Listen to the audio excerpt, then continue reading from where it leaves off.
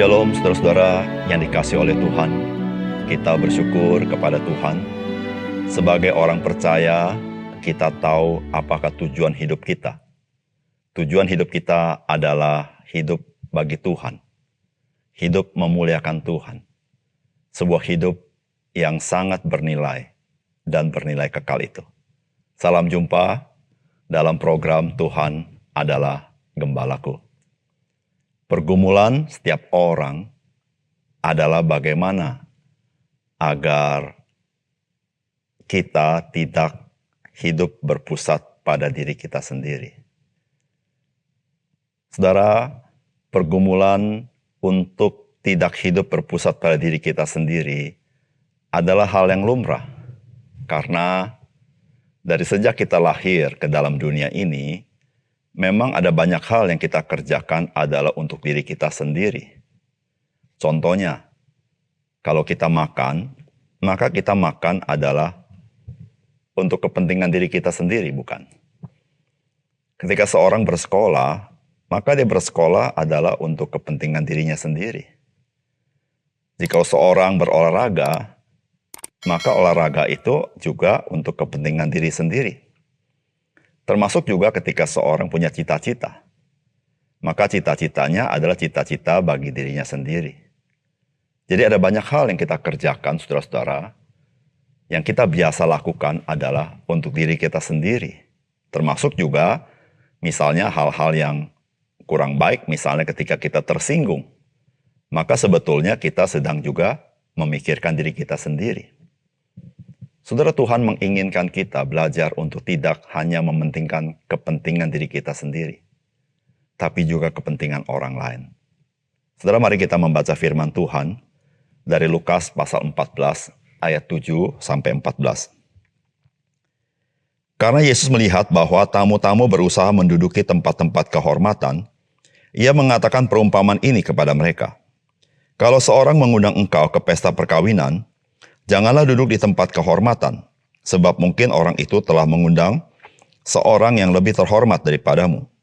Supaya orang itu yang mengundang engkau dan dia, jangan datang dan berkata kepadamu, berilah tempat ini kepada orang itu. Lalu engkau dengan malu harus pergi duduk di tempat yang paling rendah. Tetapi apabila engkau diundang, pergilah duduk di tempat yang paling rendah. Mungkin tuan rumah akan datang dan berkata kepadamu, sahabat, silakan duduk di depan, dan dengan demikian engkau akan menerima hormat di depan mata semua tamu yang lain. Sebab barang siapa meninggikan diri, ia akan direndahkan, dan barang siapa merendahkan diri, ia akan ditinggikan. Dan Yesus berkata juga kepada orang yang mengundang dia, apabila engkau mengadakan perjamuan siang atau perjamuan malam, janganlah engkau mengundang sahabat-sahabatmu, atau saudara-saudaramu, atau kaum keluargamu, atau tetangga-tetanggamu yang kaya, karena mereka akan membalasnya dengan mengundang engkau pula, dan dengan demikian engkau mendapat balasnya. Tetapi apabila engkau mengadakan perjamuan, undanglah orang-orang miskin, orang-orang cacat, orang-orang lumpuh, dan orang-orang buta. Dan engkau akan berbahagia, karena mereka tidak mempunyai apa-apa untuk membalasnya kepadamu. Sebab engkau akan mendapat balas pada hari kebangkitan orang-orang benar. Saudara yang dikasihi oleh Tuhan, firman Tuhan yang kita baca hari ini adalah pengajaran Tuhan Yesus melalui perumpamaan. Dan ini Yesus katakan ketika Yesus melihat bagaimana tamu-tamu dalam sebuah pesta, mereka berusaha mendapat tempat duduk yang terhormat. Dan di situ Tuhan Yesus mengajarkan tentang bagaimanakah seharusnya sikap kita di dalam menempatkan diri di tengah-tengah banyak orang. Lalu Tuhan juga mengajar tentang perjamuan makan malam. Bagaimana mengundang orang dan bagaimana sikap kita ketika mengundang orang dan bagaimanakah kita mengharapkan dari apa yang kita kerjakan kepada orang lain. Dan apa yang Yesus ajarkan pada hari ini bagi kita. Saudara, yang pertama-tama, saudara, firman Tuhan hari ini mengajar kepada kita bahwa kerendah hatian adalah sebuah kehormatan. Saudara, Tuhan mengajar kepada kita. Dia mengatakan, ketika engkau masuk ke dalam sebuah pesta, jangan engkau mencari tempat duduk yang terhormat. Karena jangan-jangan ada orang yang lebih terhormat dari engkau yang harus duduk di sana. Sehingga tuan rumah akan mengatakan kepadamu, sahabatku silakan duduk ke belakang karena ada orang lebih terhormat daripadamu. Sehingga engkau akan merasa malu. Di situ Tuhan mengajarkan kepada kita, orang-orang yang meninggikan diri, dia akan direndahkan. Tetapi orang-orang yang rendah hati, dia akan ditinggikan. Saudara, dari sini kita belajar satu hal.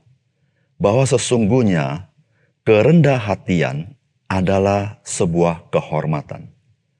Saudara, seringkali kita dan pada umumnya orang memiliki persepsi yang salah. Persepsinya adalah jikalau saya tidak menjaga kehormatan saya begitu rupa, maka saya menjadi orang yang tidak terhormat. Namun saudara-saudara, menjaga kehormatan tidak harus sama dengan meninggikan diri di hadapan orang lain. Menjaga kehormatan justru ketika kita meletakkan diri sebegitu rupa, sehingga kita sadar siapa diri kita, dan kita merendahkan hati kita di hadapan orang lain. Saudara yang kasih dalam Tuhan, rendah hati adalah sebuah ekspresi dari seorang yang sadar keberadaan dirinya adalah semata-mata anugerah Tuhan. Semakin engkau dan saya menyadari keberadaan dirimu dan keberadaan diriku semata-mata anugerah Tuhan. Posisimu dan posisiku semata-mata anugerah Tuhan. Status sosialmu dan status sosialku semata-mata anugerah Tuhan. Apapun yang kita miliki adalah semata-mata anugerah Tuhan. Saudara, ketika kita menyadari itu, maka kita tahu menempatkan diri di tengah-tengah pergaulan kita. Dan kita menjadi orang yang selalu rendah hati. Dan kerendahan hatian itu adalah sebuah kehormatan di mata Tuhan. Yang kedua, saudara ingatlah bahwa upah hasil pekerjaan kita bukan hanya di dalam dunia ini.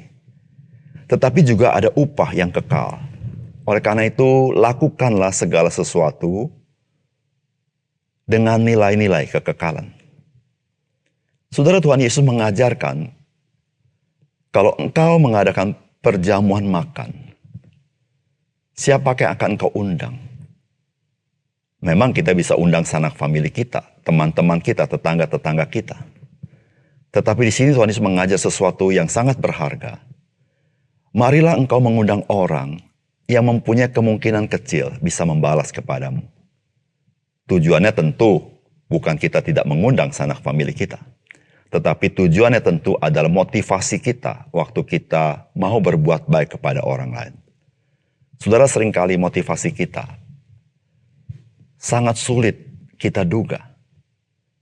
Karena di dalam motivasi kita ada batas yang sangat tipis antara kita memang memikirkan orang lain atau kita sedang memikirkan diri kita sendiri.